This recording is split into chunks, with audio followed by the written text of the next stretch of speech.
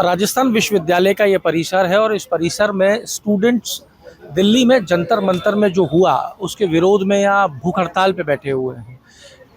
आज इनसे पूछने के लिए कोई सवाल नहीं है क्योंकि ये खुद सवाल खड़े कर रहे हैं और ये सरकार से सवाल उठा रहे हैं कि हमारे सवालों का जवाब दो। आज छात्र जवाबदेही की बात कर रहा है, आज छात्र अपने सवालों के जवाब मांग रहा है। भूख हड़ताल पे आप बैठे हो, क्या सवाल आप लोगों के हैं जो आप उठा रहे हैं? बिल्कुल, देखिए आज आम युवा इतना अपने आप को ठगा हुआ महसूस कर रहा है देश का कि हमने किन लोगों को सत्ता पक्ष में बिठा दिया या किन नेताओं को हमने चुनकर उस सीट पे भेज दिया जो युवाओं की आवाज़ को मजबूती से नहीं उठा सकते और खुद ही भ्रष्टाचार में लिप्त है। आज पेपर लीक जैसी घटनाएं हुई हैं। मैं कह रहा हूँ एजुकेशन मिनिस्टर को सामने आना चाहिए था, युवाओं से बात करनी चाहिए थी कि अगर पेपर लीक हुआ है तो इसमें किसकी गलती है, कौन दोषी है। उसके बजाय वो बंद कमरे में छिपकर कभी टालम टोल की बातें करते हैं, कभी युवाओं को कॉकरोच बोलते हैं, कभी युवाओं को भाड़े के टट्टू बोलने का काम ये लोग कर रहे हैं। तो कहीं ना कहीं देश का युवा आक्रोशित है, जन आंदोलन की पूरी तैयारी है। और आज देख सकते हैं देश के हर एक कोने में युवा इतना अपने आप को ठगा हुआ महसूस कर रहा है कि मरने और मारने की स्थिति पे वो युवा आ चुका है। नेपाल जैसे हालात राजस्थान में पैदा होने वाले हैं, तो कहीं ना कहीं इनका पूर्णतः जिम्मेदार यहाँ की राजस्थान की सरकार है। पेपर लीक की आप बात कर रहे हो, पेपर लीक एक गंभीर मुद्दा है और यह खत्म होना चाहिए। यह बहुत हो चुका है। प्रधानमंत्री ने जो संदेश जारी किया है, संसद के अंदर बिल लेके आएंगे, कठोर नियम बनाएंगे, उसको किस तरीके से देख रहा है युवा? तो कहीं ना कहीं ये देखिए टालम टोल प्रधानमंत्री जी तब वीडियो जारी करते हैं जब उन पे इतना प्रेशर है। उन्होंने युवाओं पे लाठीचार्ज करवा कर देख लिया, उन्होंने युवाओं को हर तरीके से रोक कर देख लिया, लेकिन युवा रुक नहीं रहा है। युवा इतना जागरूक हो चुका है कि वो प्रधानमंत्री जी से खुली बात करने के लिए तैयार है, आंख में आंख डालकर अपने सवाल पूछ रहे हैं। लेकिन वो लोग कहीं ना कहीं इस डर के मारने एक वीडियो जारी कर रहे हैं, हम कमेटी बनाएंगे। इससे अच्छा आप सीधा धर्मेंद्र प्रधान का इस्तीफा दीजिए कि अगर इनके राज में पेपर लीक हुआ है, इनके पद पे होते हुए पेपर लीक हुआ है, तो इनको रिजाइन करना है और आगे आने वाले समय में ऐसी घटनाएं नहीं होगी। इसका विश्वास मैं आपको प्रधानमंत्री नरेंद्र मोदी खुद दिलाता हूं। तो युवा इस चीज़ का स्वागत करेंगे। लेकिन आप आज देखिए, हम शांतिपूर्ण तरीके से धरने पर बैठे हैं, हमसे ज़्यादा वहाँ पुलिस वाले तैनात हैं। तो कहीं ना कहीं युवाओं को कब तक आप दबा कर रखोगे? आज का युवा जागरूक है, अपनी आवाज़ को मजबूती से उठाना जानता है। आपको लगता है कि नियम आता है, बिल आता है, कानून बनता है तो उसका कोई फर्क नजर आएगा, दिखेगा? 100% आएगा। देखिए, अगर धर्मेंद्र प्रधान इस्तीफा देते हैं तो कहीं ना कहीं आगे आने वाले एजुकेशन मिनिस्टर के मन में ये डर रहेगा कि पिछली बार धर्मेंद्र प्रधान जी के राज में पेपर लीक हुआ था और युवा सड़क पर उतरे थे और धर्मेंद्र प्रधान का इस्तीफा लेकर ही वो घर लौटे हैं। तो आगे आने वाले समय में कोई ऐसी घटनाओं को करने से पहले 10 बार सोचेगा। ऐसी घटनाएं देश में नहीं होगी। बड़े दुर्भाग्य की बात है आज देश में अगर ऐसी घटनाएं आम युवाओं के साथ हो रही है तो। बिल पर क्या कहना है? बिल अगर आता है, कानून बनता है, कठोर कानून बनता है, वो फायदेमंद रहेगा या फिर भी घटनाएं वैसी नजर आएगी? नहीं, अगर देखिए कठोर बिल बनता है, उसको इम्प्लीमेंट किया जाता है, उस पर प्रॉपर सुपरविजन रहता है, तो कहीं ना कहीं कानून व्यवस्था इस बिल के आने से या कानूनों के बढ़ने से कहीं ना कहीं एजुकेशन सिस्टम में सुधार आ सकता है। ऐसा नहीं कर रहे हैं कि आ नहीं सकता। बिल्कुल, अगर आप बिल को इम्प्लीमेंट कीजिए, उनके प्रॉपर ध्यान दीजिए उस चीज़ पर, तो हर चीज़ का तोड़ है आज के समय में।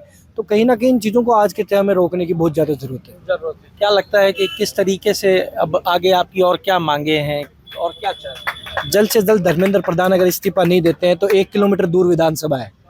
पार्लियामेंट गए थे, वहाँ दिल्ली के सारे युवा, राजस्थान के युवा विधानसभा को घेराव करेंगे और यहाँ के मुख्यमंत्री जी से पूछेंगे कि जवाब दो। राजस्थान का हर एक युवा आपको आज मुख्यमंत्री जी की कुर्सी पर बैठे हो तो इन युवाओं की बदौलत आप उस कुर्सी पर बैठे हो।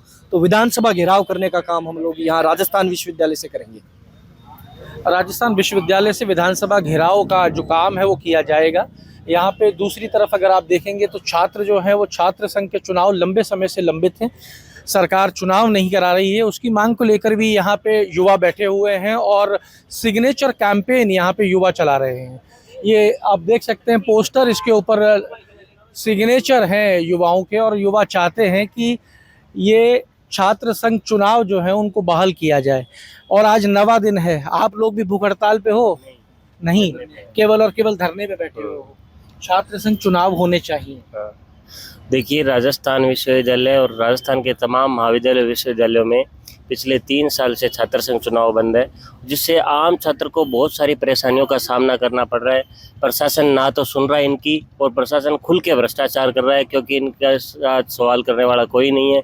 जब हम सवाल करने जाते हैं तो हमें बोला जाता है कि आपके पास क्या अधिकार है। तो हम सरकार से चाहते हैं कि हमें एक लोकतांत्रिक अधिकार दे, जिसके माध्यम से हम हमारे नेतृत्व के माध्यम से सरकार से सवाल पूछ सके, जवाब मांग सके, उनसे संवाद कर सके। हम चाहते हैं कि हम छात्रों के और प्रशासन के बीच की एक कड़ी हो जो लोकतांत्रिक तरीके से हो। उसके लिए हमने छात्र संघ चुनाव की बहाली को लेकर धरने पर पिछले 9 दिनों से बैठे हैं। हमने 12-13 मांगे भी लिख रखी हैं। इसके अंदर एक मांग तो बड़ी चुभ रही है, बंद पड़ी कैंटीन को शुरू किया जाए। ये तो बेसिक चीज है। पिछले 3 महीने से वीसी कैंटीन है जो वो बंद पड़ी है।